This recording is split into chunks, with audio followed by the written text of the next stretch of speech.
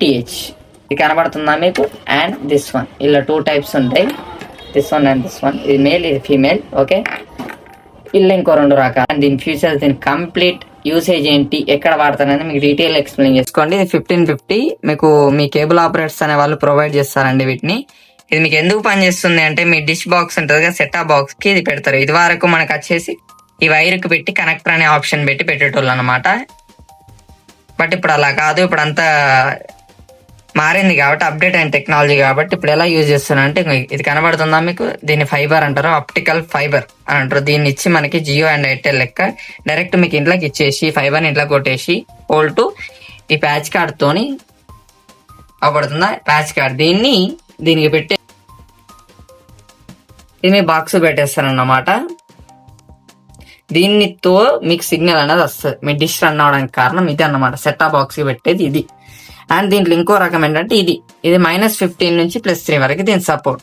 అంటే దీనికన్నా హ్యూజ్ పెరిగిన ఫ్యూచర్ అనమాట, ఇది అప్డేటెడ్ వర్షన్ అనమాట. దీనికి అంత డిఫరెన్స్ లేదు, ఒక సిగ్నల్ అదొకటే మారుతుంది అంతే. అండ్ ఇది వరకు వచ్చేసి మనకి ఇలా ఉండేది డిష్ ఫైబర్, మన డిష్ RF వైర్ అనేది ఉండేది. బట్ ఇప్పుడు అలా కాదు, సిస్టమ్ మారింది, అప్డేట్ అవుతారు కాబట్టి ఇంటర్నెట్ కూడా కావాలి కాబట్టి దీని ప్లేస్ ని ఇది ఆక్యుపై చేసుకుంది. This called fibre, optical fibre. దీని ద్వారా ఇస్తారన్నమాట. దాంతో మీకు ఇంట్లోకి వీటితోని ఇచ్చేస్తారనమాట సింపుల్ గా.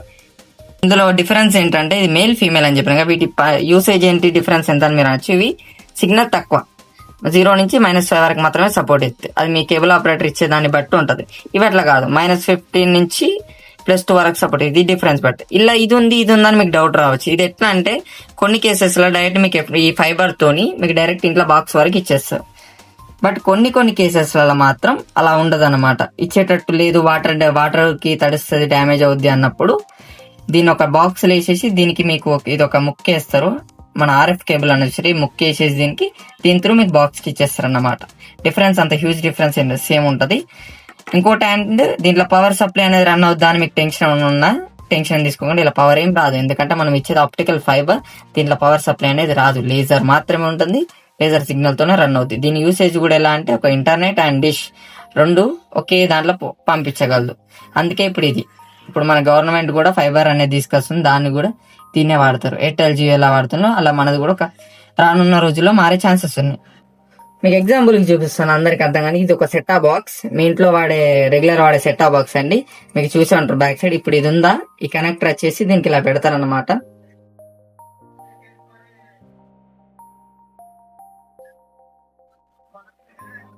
ఓకే, ఇలా ఫిట్ చేసేసి మీకు బ్యాక్ పోర్ట్ ఉంది చూసారా, ఈ పోర్ట్ ఉంది కదా, ఈ పోర్ట్ లో వచ్చేసి నేను చెప్పాను కదా మీకు ప్యాచ్ కార్డ్ అని చెప్పి, ఇలా ఉంటుంది. బట్ గ్రీన్ కలర్, ఇది నేను డెమో చూపిస్తున్నా, ఇంటర్నెట్ సంబంధించింది. ఇది ఇందులో పెట్టడం ద్వారా మీకు ఇంటర్నెట్ అనేది వస్తుంది, డిష్ అనేది వస్తుంది. ఇంటర్నెట్ కూడా సేమ్ బేస్ అలా ఉంటుంది. ఓకేనా, మీకు ఇంకా సింపుల్ అర్థం కానీ చెప్పిన. అండ్ వన్ థింగ్ అందరికి చెప్పాల్సిందంటే, ఇది ఎంత సిగ్నల్ తీసుకుంటుంది, ఎంత వస్తుంది అనేది చెప్పాలి కదా. ఇది యాక్చువల్ గా +2 నుంచి -15 వరకు తీసుకుంటా. అంతకన్నా తక్కువైనా ఎక్కువైనా ఇది ఫెయిల్ అయ్యే ఛాన్సెస్ ఉన్నాయి.